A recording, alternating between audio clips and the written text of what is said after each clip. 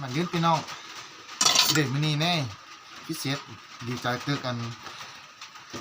ไปยามบ้านน้ำบอลพี่น้องน้ำบอลแล้วก็ฉะนั้นเอาเขาน้อนไนนี่เขาน้อนไนให้นะสายอันว่าเขากินเลยเขาน้อนไนนี่เขาน้อนไนเราเนี่ยเดือดเสือนใส่ว่าซะเขานี่กับผ้าฝนอยู่หน้าเม็ดกึ้นมันเนี่ยผ้าฝนนั่นเนี่ยเขาน้อนไนว่าซะเขา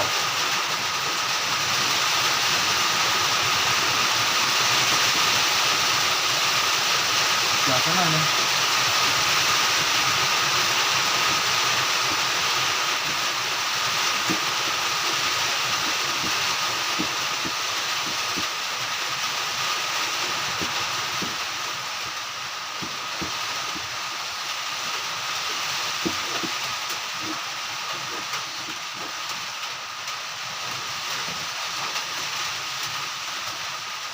พี่น้องให้เขาน้อนไนเลยไอ้หอมตึงคักตึก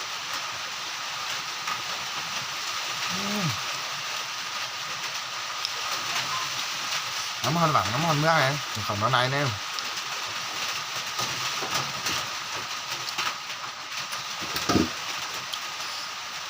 นี่คือว่าเราไปเกื้อ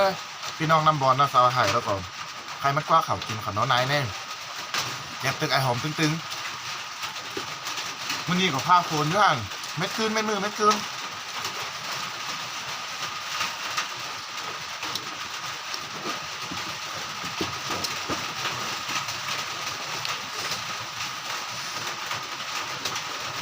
หักตึกพี่น้องเอ้ย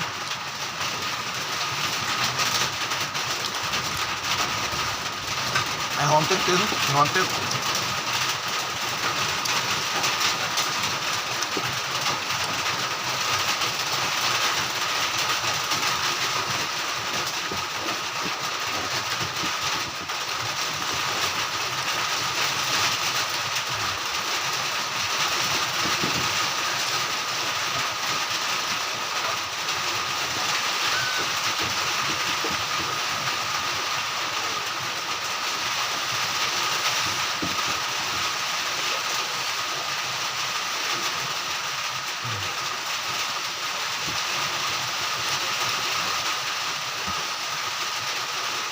เขาน้อนไหนพี่น้องเอ้ยแกตึกไม้ผ้าปูนป้ากับไม่ได้ยินปั่นเลยพี่น้องน้ำบอลมาถ่ายเรานี่เน่จิ้งเข่าน้อนไหนอ่ะ